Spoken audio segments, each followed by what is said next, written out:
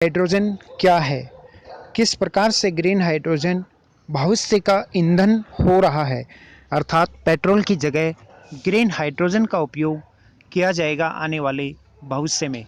और green hydrogen से जो गाड़ियां चलेंगी वो एवरेज भी ज़्यादा देंगी।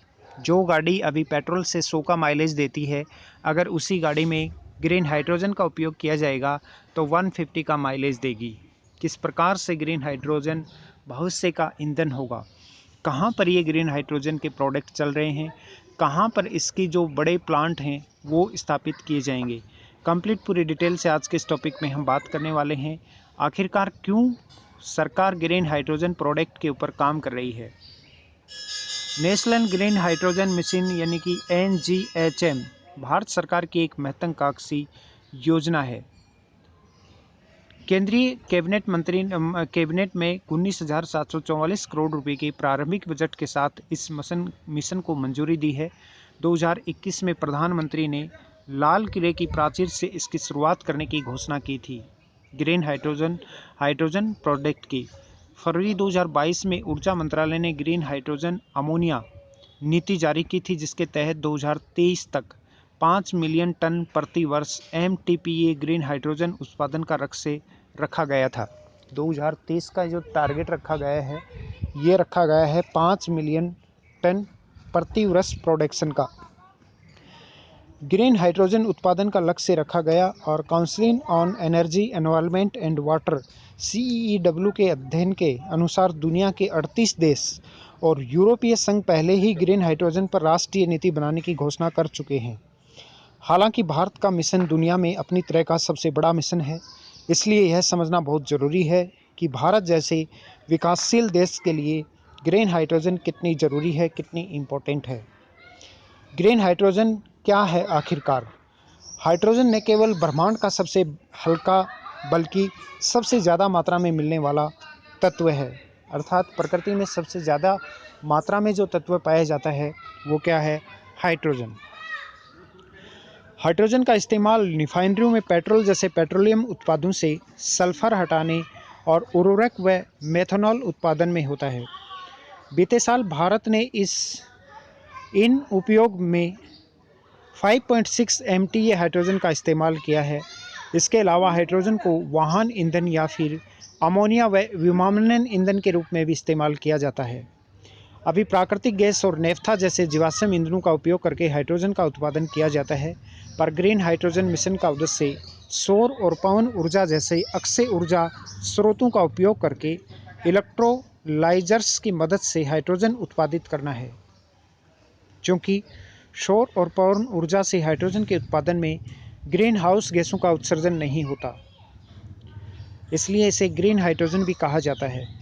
अगर हाइड्रोजन उत्पादन प्रक्रिया में ऊर्जा खपत की बात करें तो सामान्य तौर पर इलेक्ट्रोलाइजर से प्रति किलोग्राम हाइड्रोजन का उत्पादन करने में 50 से 55 किलोवाट प्रति घंटे या यूनिट बिजली खर्च होती है, जो 2 लीटर पेट्रोल के बराबर पड़ती है। अर्थात पेट्रोल की कीमत ज़्यादा पड़ेगी, पेट्रोल ज़्यादा खर्च होता है। ग्रीन हाइड्रोजन ने भारत को एक अवसर दिया है जिससे आयातित जीवाश्म ईंधन की खपत को कम किया जा सकता है। वित्त वर्ष 2021-22 में भारत ने कच्चे तेल, प्राकृतिक गैस और कोयले जैसे जीवाश्म ईंधनों के आयात पर 14 लाख करोड़ रुपए खर्च किए थे। ऐसे में 2030 तक 5 मिलियन टन ग्रीन हाइड्रोजन उत्पादन कर भारत अपने प्राकृतिक गैस आयात में 69,000 करोड़ रुपए की कमी ला सकता है। इससे आयात पर निर्भरता करीब 5% घट सकती है। रोजगार के अवसर पैदा हो सकते हैं। भू राजनीतिक हलचल से अर्थव्यवस्था सुरक्षित हो सकती है। भारत को आत्मनिर्भर बनाएगी ग्रीन हाइड्रोजन। ग्रीन हाइड्रोजन से भारत को पंचामर्त प्रतिस्पर्धा साकार करने में मदद मिलेगी, जिसकी घोषणा प्रधानमंत्री ने COP26 ग्लासगो में जो ये बैठक हुई थी उसके दौरान की थी। यहीं पर प्रधानमंत्री ने भारत का 2070 तक नेट जीरो लक्ष्य भी घोषित किया था। इसके लिए ग्रीन हाउस गैसों के उत्सर्जन के लिए जिम्मेदार जीवाश्म ईंधन की खपत को घटाना होगा। इसकी भरपाई ग्रीन हाइड्रोजन से ही की जा सकती है, क्योंकि ग्रीन हाइड्रोजन अक्षय ऊर्जा से बनती है। इसलिए 5 मिलियन टन ग्रीन हाइड्रोजन का उत्पादन होने पर भारत के कार्बन डाइऑक्साइड उत्सर्जन में 1.6% या 50 मिलियन टन की कमी आ सकती है।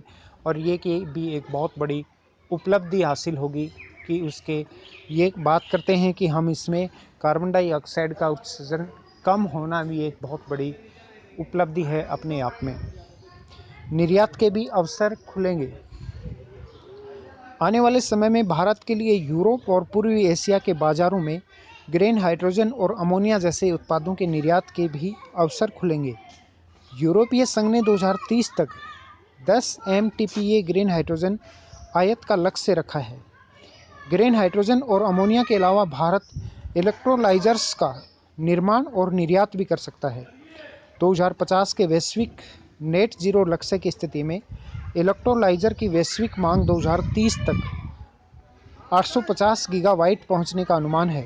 इससे 425 अरब अमेरिकी डॉलर यानी कि इलेक्ट्रोलाइजर की कीमत $500 प्रति किलोवाट के आधार पर निर्यात बाजार पैदा करेगी। अर्थात इसका निर्यात भी होगा। निर्यात में भी भारत के लिए बहुत अच्छी अपॉर्चुनिटी है। भारत को तत्काल क्या करना चाहिए इसके लिए, इस परिदृश्य में भारत को तत्काल क्या करना चाहिए। मिशन को कैबिनेट की मंजूरी मिलने के बाद अब सरकार को ग्रीन हाइड्रोजन के उत्पादन के लिए इकोसिस्टम तैयार करने और उसे कुशल बनाने पर ध्यान केंद्रित करना चाहिए। राज्य सरकारों को भी ग्रीन हाइड्रोजन नीतियां बनानी चाहिए। देश में ग्रीन हाइड्रोजन परियोजनाओं के लिए सिंगल विंडो क्लीयरेंस सिस्टम बनाया जाना चाहिए। इससे ग्रीन हाइड्रोजन क्षेत्र में व्यापार सरलता और सुनिश्चित करने में मदद मिलेगी। बड़ी मात्रा में हाइड्रोजन उत्पादन और उपभोग के लिए हाइड्रोजन हब और वैली बनाई जाए। इससे आपूर्ति पक्ष मजबूत होगा।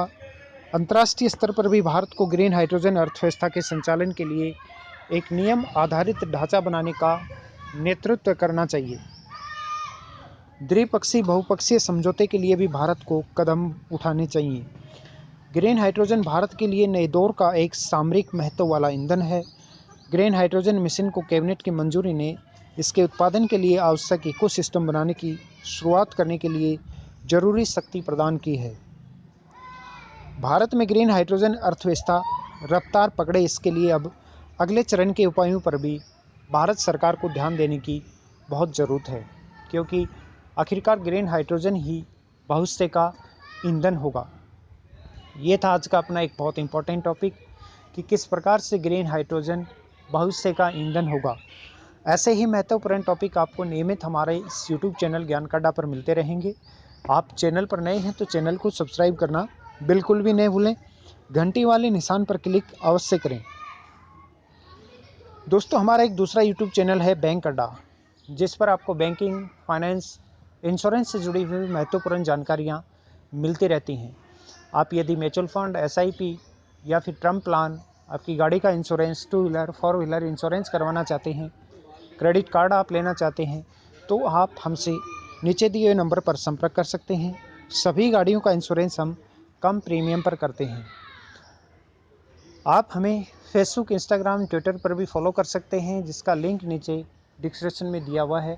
आप डिस्क्रिप्शन में दिए हुए लिंक के माध्यम से फेसबुक, इंस्टाग्राम, ट्विटर पर भी हमसे जुड़िए।